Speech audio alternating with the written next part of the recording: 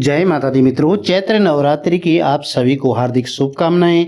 नवरात्रि का पावन पर्व 30 मार्च 2025 से आरंभ होने वाला है। यह नवरात्रि वर्ष 2025 में 9 दिवसीय की जगह 8 दिवसीय होने वाली है। 8 दिन ही नवरात्रि मनाई जाएंगी और इस नवरात्रि में जो है पूरे देश भर में हर्षोल्लास के साथ यह पर्व मनाया जाता है।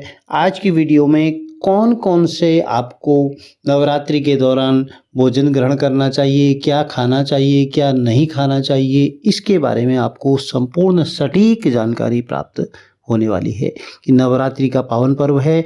इस नवरात्रि में बहुत सारे भक्तजन जो है निराहार व्रत करते हैं, निर्जला व्रत भी करते हैं कई सारे साधक। तो आपकी जैसी श्रद्धा है, जैसी भक्ति है, आप उस हिसाब से माता रानी का व्रत करें, पूजन करें। पंचोपचार, षोडशोपचार और कुछ चीज़ें हमारे शास्त्रों में मना ही कही गई हैं। इन 9 दिनों में दुर्गा के 9 अलग अलग रूपों की पूजा की जाती है।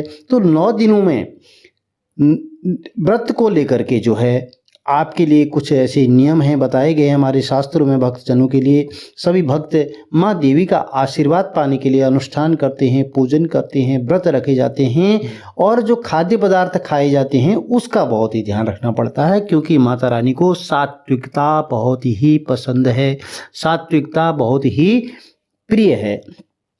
तो प्रिय भक्तजनों, आपको व्रत रखते समय अपने द्वारा जो खाद्य पदार्थ खाए जाते हैं उनका विशेष ध्यान रखना है। 9 दिनों तक कई नियम होते हैं। इस वर्ष 8 दिन की ही नवरात्रि है, क्योंकि द्वितीया तृतीया तिथि एक ही दिन पड़ने वाली है। तो इन 8 दिवसीय इस त्यौहार में आपको जानते हैं कौन कौन से चीज़ें ऐसी हैं जिनको आपको ग्रहण नहीं करना है। आपको जो बाहर से बने हुए फूड पैकेट्स वगैरह आते हैं इनका सेवन नहीं करना है। जो बाहर से व्यंजन बन के आते हैं इनका सेवन नहीं करना चाहिए। बहुत सारे लोग बोलते हैं कि व्रत है लेकिन फिर भी होटल में भोजन ग्रहण करके आते हैं, तो यह सब उचित नहीं है। प्रिय भक्तजनों, आप जैसा भी कर सकते हैं, आप घर पर भोजन बनाएं, उस भोजन को माता रानी को भोग लगाएं और स्वयं भी जो है उसको भोजन को पाएं। आप बाहर का भोजन ग्रहण नहीं करें। लहसुन प्याज, इन नवरात्रि में लहसुन प्याज जो है सात्विकता, लहसुन प्याज उचित नहीं है। सात्विकता माँ को पसंद है।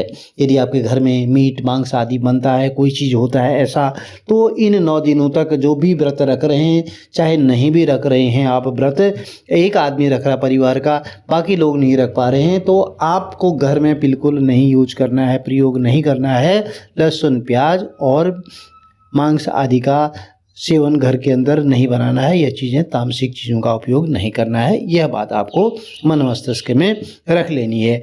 इन दिनों के दौरान सात्विक आहार सेवन करना चाहिए और नवरात्रि के दिनों को पे उस लोग नशा आदि करते हैं उससे भी बचना चाहिए। जो लोग व्रत नहीं रखते हैं उनको भी तामसिक भोजन से परहेज रखना चाहिए, उनका सेवन नहीं करना चाहिए। व्रत रखने वाले भक्तों को फलियां हैं, दाल है, चावल, आटा, मक्के का आटा, साबुत गेहूँ, सूजी, रवा, यह भी इसका ध्यान रखना चाहिए कि सेवन नहीं कर सके तो आप अति उत्तम रहेगा। और व्रत में आप, बहुत सारे लोग कहते हैं कि हम तो सागार करते हैं और उसमें हम जो है सेंधा नमक डाल लेते हैं। प्रिय भक्तजनों, नमक तो नमक होता है। ठीक है, आपने व्रत के लिए मन मस्तिष्क में ऐसा बना लिया कि हम जो है सेंधा नमक या व्रत वाला फलाहारी नमकीन आजकल बाज़ार में आ रही है, फलाहारी दुनिया भर की चीज़ आ रहे हैं और इसमें बोला जाता है कि सामान्य नमक नहीं है, इसमें सेंधा नमक का उपयोग किया जाता है और सेंधा नमक शुद्ध है, लेकिन नमक तो नमक ही है। आप इस बात का ध्यान रखें। और नवरात्रि व्रत में आपको क्या ग्रहण करना चाहिए यह भी जान लेते हैं। नवरात्रि के व्रत में आप फलों का सेवन कर सकते हैं, इसमें फलाहार का कर सकते हैं। इस व्रत में आपको सफ़ेद नमक खाने से बचना चाहिए, ऐसा बताया जाता है। तो आप एक समय जैसे जब भोजन करते हैं, कई लोग, कुछ लोग केवल फलाहार करते हैं, कुछ लोग केवल जल पी करके या दूध पी करके ही व्रत रखते हैं और कुछ भक्तजन जो है फलाहार करते हैं, लेकिन कुछ भक्त एक समय का भोजन कर लेते हैं। तो सायंकाल रात्रि जब भी आप भोजन करते हैं तो एक समय का भोजन करते हैं, तो उसमें आप ज़रूर सेंधा नमक अगर इस्तेमाल करना चाहते हैं तो वहाँ पर आप कर सकते हैं। सब्जियों की बात करें तो आप आलू, टमाटर, शकरकंद जैसे अरबी, लौकी, ये सब्जियों का आप सेवन कर सकते हैं। और नवरात्रि के दौरान दूध है, घी है, पनीर है, इन सब चीज़ों को, दूध से बनी सामग्री आप खा सकते हैं, तो यह सात्विकता में आती है। तो प्रिय भक्तजनों, यह छोटी छोटी जानकारियाँ थी। आप जो है क्या खाएं क्या नहीं खाएं नवरात्रि के व्रत में, तो यदि यह जानकारी आपको अच्छी लगी तो चैनल को लाइक कीजिए, शेयर कीजिए, सब्सक्राइब कीजिए, साथ में बेल आइकन अवश्य प्रेस कर दीजिए, जिससे कि आने वाली जो वीडियोज हैं उनकी नोटिफिकेशंस आपको ठीक समय पर मिल सके।